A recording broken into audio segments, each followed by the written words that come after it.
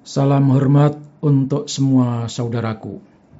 Saudaraku, bantu subscribe dan sebar ya kepada teman-teman. Terima kasih. Assalamualaikum warahmatullahi wabarakatuh. Saudara-saudara sekalian sebangsa dan setanah air. Sejak Pak Jokowi menjadi Presiden Republik Indonesia, perayaan hari ulang tahun kemerdekaan Republik Indonesia di Istana selalu diwarnai adanya hal-hal yang baru, utamanya yang berkaitan dengan budaya. Tetapi memang perayaan hari ulang tahun kemerdekaan Republik Indonesia yang ke-77 ini kemarin itu sungguh luar biasa. Selesai upacara kenegaraan, disuguhkan hiburan yang sangat mengasyikkan. Suasana semakin semarak, meriah, penuh kegembiraan ketika seorang anak bernama Farel Prayoga membawakan lagu Ojo Dibanding-bandingke. Sontak semua undangan berdiri dan bergoyang ria. Bahkan banyak orang, para menteri, pembantu presiden, dan undangan turun ke depan bergoyang ria mendampingi Farel Prayoga. Di luar istana, seluruh rakyat Indonesia juga ikut bersuka cita menyaksikan presiden, menterinya, dan undangan yang ada di istana berjoget ria, bersukaria, larut dalam kegembiraan syukuran hari ulang tahun kemerdekaan Republik Indonesia yang ke-77.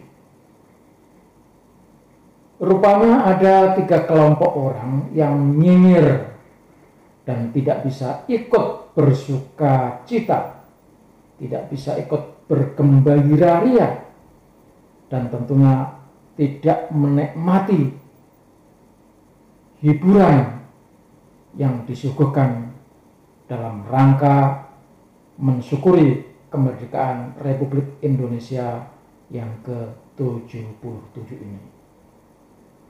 3 kelompok orang tersebut nyinyir. Mereka itu adalah kelompok pertama adalah kelompok yang dikomandani oleh Rizal Ramli. Entah apa sebabnya, kok bisa orang ini kehilangan rasa? Apakah karena dia terlalu benci kepada Pak Jokowi?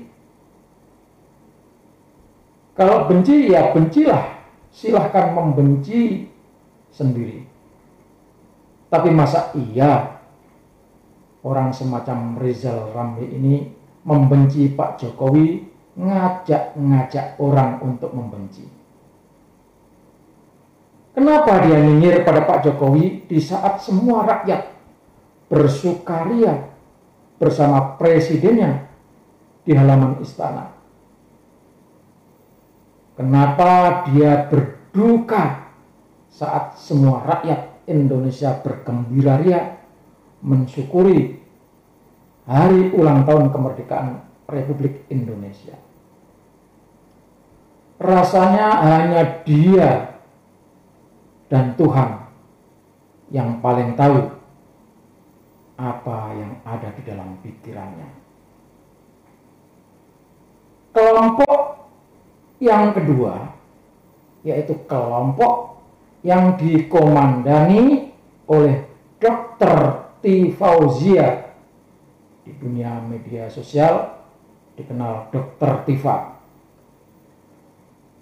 Entah apa sebabnya, orang ini kok bisa kehilangan rasa? Kenapa dia nyinyir pada Pak Jokowi di saat semua rakyat bersukaria di hari ulang tahun kemerdekaan Republik Indonesia? Kenapa dia berduka, sedih, seakan mendapatkan musibah di saat semua rakyat Indonesia bergembira ria mensyukuri hari ulang tahun kemerdekaan Republik Indonesia? Hanya dia yang tahu, dan tentunya Tuhan lebih mengetahuinya. Kelompok yang ketiga, yaitu kelompok yang memelihara taksiyah, menyembunyikan diri, padahal kebenciannya kepada presiden tak pernah luntur.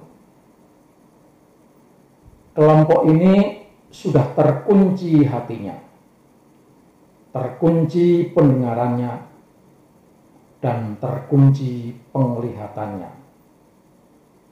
Hatinya mati dan mati rasa, tidak bisa membedakan mana yang sebenarnya harus dijunjung dan mana yang harus dicela. Di matanya, Pak Jokowi tidak punya kebaikan sama sekali. Apapun yang dilakukan oleh Pak Jokowi dianggap salah dan ditolak. Mungkin inilah manusia yang hidupnya dikuasai oleh rasa kebencian. Termasuk golongan yang ketiga ini adalah orang-orang yang dulu mendukung Pak Prabowo yang kalah dalam pemilu presiden.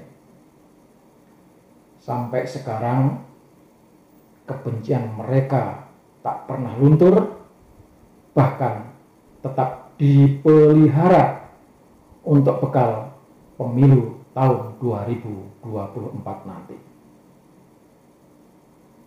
Ojo dibanding-bandingke adalah judul lagu.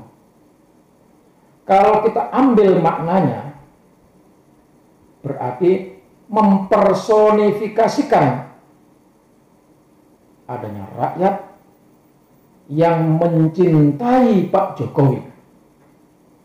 Tentu ini menurut tafsiran saya, karena yang namanya lagu itu bisa ditafsir sesuai dengan konteksnya.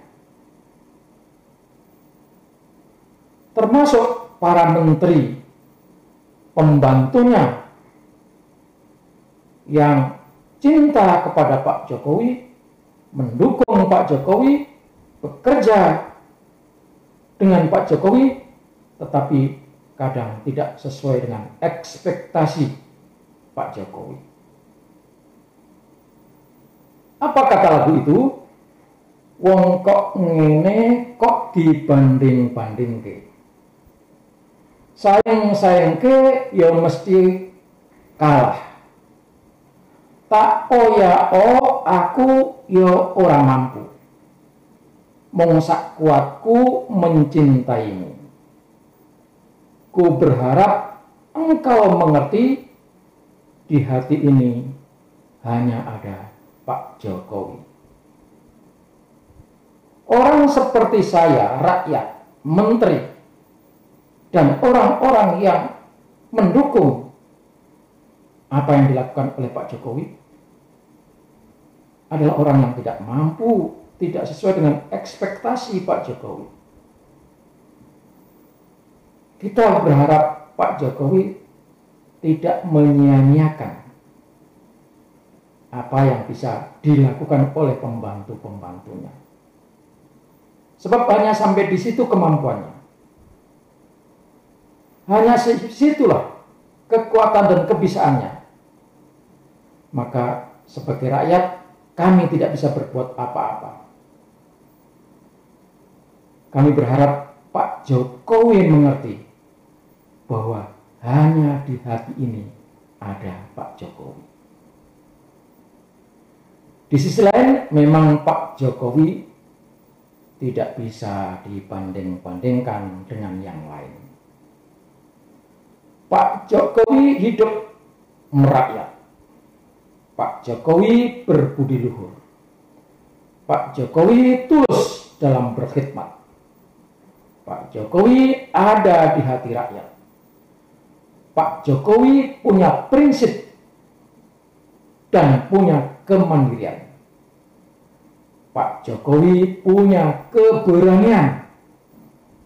Pak Jokowi tangguh dan tidak mempan dihinakan.